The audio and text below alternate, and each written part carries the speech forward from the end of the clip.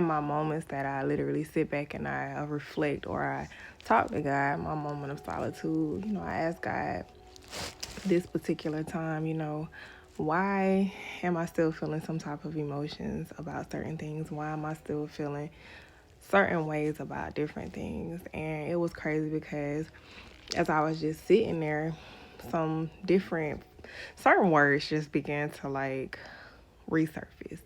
And it was crazy because I didn't expect it. And so it was crazy how like one of the things that resurfaced was it was something that was said to me that cut really deep and hurt me. And I didn't realize how much it hurt me until, going over throughout the years and how it affected me because what was said was constantly being acted out. And those things began to happen in my life. I think my belief system began to believe that very exact thing or those very different things or those different things that was said to me. I would just, allow those things to fill my head with all type of negative thoughts. And this time, as I was sitting there and those words began to come up, I realized how big of an effect that one moment that person said what they said to me, how it took root in my life, how it hurt me. In that moment, I realized the verbal abuse that I experienced by or from someone that I really cared about, someone that I thought cared about me, was like a seed planted within my heart and in my soul. So when certain things that person said began to happen to me, it was just like it triggered me because, and it wasn't like a bad trigger like I would go off or I would snap, but it would be a trigger as if, I don't know, sometimes it just caused different emotions to rise up. And it would really hurt me because it was like I didn't really know it was where it was coming from. But I realize now that those specific words or that verbal abuse was the reason why I would be triggered in certain moments and why I would feel abandonment, why I would feel an emotional response to certain things that were coming from somebody that didn't even plant that seed in me, but it was just their actions that began to manifest those feelings, I guess. So I just want people to be more aware of the things that they say to people. Be more aware of the things that you say. Make sure that the words that are coming out of your mouth are to build people up and not tear them down. I know they say sticks and stones may break your bones and words will never hurt, but words cut deeper than we really think. Words cut deeper and they actually last longer. Some things or that one phrase, when it comes to that person, it's just like every time I see that person, I think about those words that were said. And it's just like there's a blockage between me and that person because it's like you can tell me you love me all day or you can tell me how you feel or you can tell me all type of things, but it's just those specific words that always play back. And I'm asking God to help me to forgive that person, but it's like I've forgiven them, but it's just like those words just cut so deep that I just don't forget them. And, I don't know if I'm wrong or right. I don't know how to feel about it, but that's an area that God's going to have to work on with me because it's like I've set very strong boundaries when it comes to this person. And I've put up my wall, and I'm not going to say a wall that can't be torn down, but I put up a wall that it's kind of hard for me to receive anything when it comes to this person. I'm a work in progress. I'm not perfect. So I pray that God heals my heart in this area, but those words stuck with me. And so it's like I love with a genuine heart. I love with an open heart, but there's just some things that I just will not accept anymore. And so just be more careful with how you handle people. Be more careful with how you treat people. I'm learning more that I'm healed, that I set strong boundaries. I've raised my standards when it comes to people, but at the same time, I give grace so freely.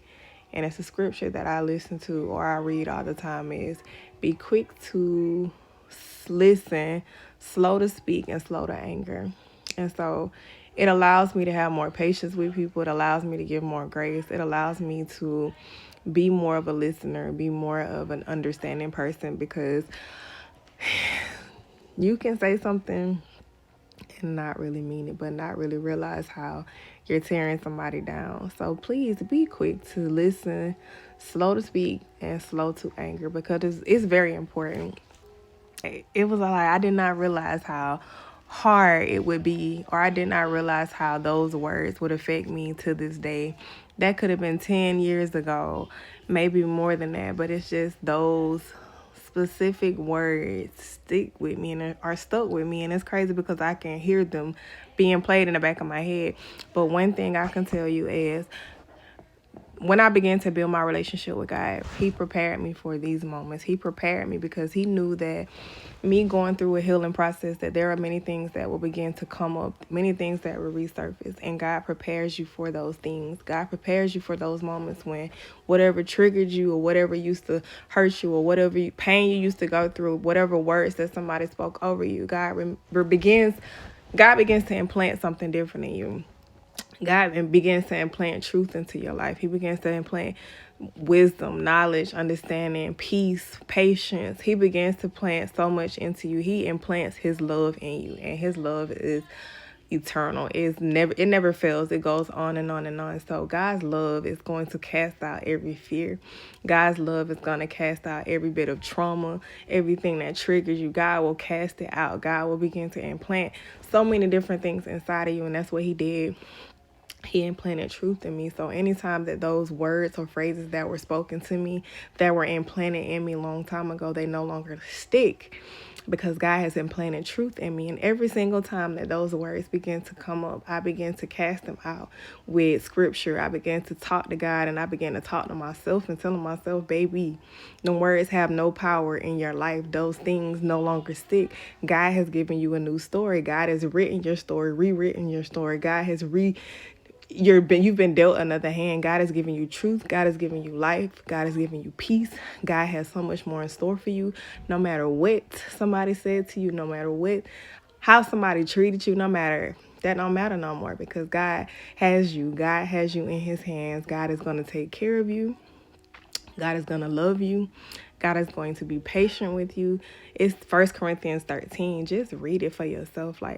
That's the whole thing. God is going to give you everything you need. So whatever somebody did to you, no matter how somebody treated you, God has something different in store for you. You just have to trust Him. You got to allow Him to take you through the process. Sometimes you don't understand why certain things are going on. Sometimes you don't really understand why things are happening. But I guarantee you, God has a plan for it all. A lot of things I didn't understand, but it's crazy because when these moments start to come up, God begins to show me why certain things had to happen, why I had to go through a certain process, why I had to, just deal with certain things. And it was all a part of the process. The process is needed. Don't rush through the process. I promise you'll miss a lot of things. And when these moments begin to come up, you won't have what you need to get through them.